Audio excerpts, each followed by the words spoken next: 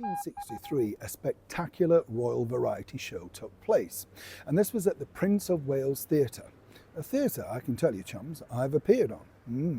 Big and vast, and opened in the 1930s by none other than the singing superstar of that era, and for many decades later, the wonderful Gracie Field. She, in fact, laid one of the foundation stones.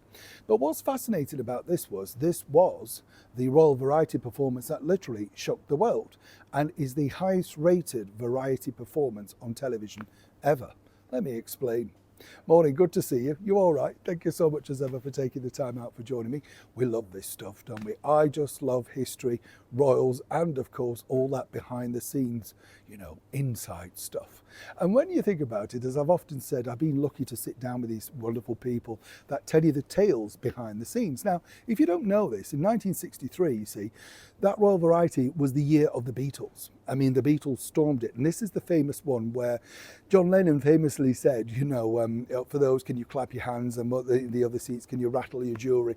This was kind of like, how dare you say it? But of course, it caught the imagination of the world. And that, of course, made that particular show, as I say, one of the highest rated for the ITV channel that was screening it that year. Incredible when you think.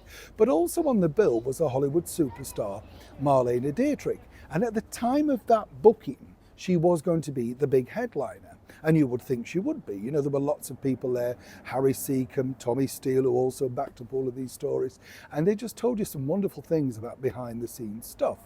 But it was these two guys that I ended up sitting down with years later who told me this really funny story, which may have happened had, shall we say, gods have met. Oh yes, let me explain. You see, this is Galton and Simpson. Now, Galton and Simpson, you may not know instantly, but they are the creators of so many big hit shows, particularly like Hancock's Half Hour with the brilliant Tony Hancock, and this, Steptoe and Son. Now, it's hard just to say how big Steptoe and Son was, particularly in an era where, there were only 3 channels. Remember, this was only supposed to be like a playhouse event, not a reoccurring theme. And I told you in a previous video about how the royals absolutely loved Steptoe and Son, so much so that according to sources, the late Queen Elizabeth II, could do a brilliant impression of the old Steptoe shouting the phrase "Harold." Apparently she could do that really well. You can't imagine the Queen sitting there with a crown on doing these impressions, but apparently this is what amused her. Galton and Simpson had been asked to provide material for a very special appearance of Steptoe and Son at that year's Royal Variety, because in those days, as I told you before, chums, they would say to the royals, who do you like, what do you like, and what can we put on for you, that sort of thing, And they said, well, we just loved it, would they come on? They came on, did a sketch, very successful. Now, what happened was, you can imagine that, Harry H. Corbett and Wilfrid Bramble, very successful individually, paired together, suddenly superstars, right? Now, again, what happened behind the scenes was pretty fascinating, because Galton and Simpson, we ended up sitting down for a very long chat, and they told me so many stories about working with all those comedy greats, including how hard it was for Tony Hancock to be himself. He was great with a script and an ensemble round him, but he certainly wasn't a standalone performer. And that's really where the fall down was. But, more about that later. You see, they got chatting to none other than the Hollywood star Marlene Dietrich. And she mistook them for just stagehands, apparently backstage, right? And they said, no, we write this, and what's this? And they got chatting. And then she said, actually, I think I've seen this. Now, this is where Galton and Simpson said they weren't quite sure whether they believed her, because this was the thing. And you have to remember just how canny celebrities are at getting more work. But once they'd said, this gets millions every week, suddenly, Marlene's radar's up there, right? Anyway, she said, darlings, I'd love to be in the show. And they just thought it was a throwaway remark.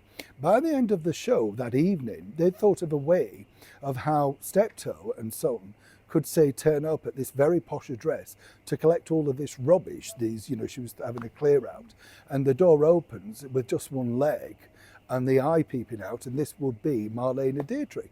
So they pitched it to her, and she said, love it, definitely. I'm in. Sounds a good idea, that sort of stuff.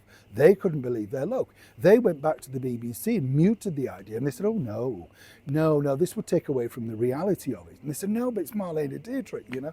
They said, no. You know, remember, this is the early 60s.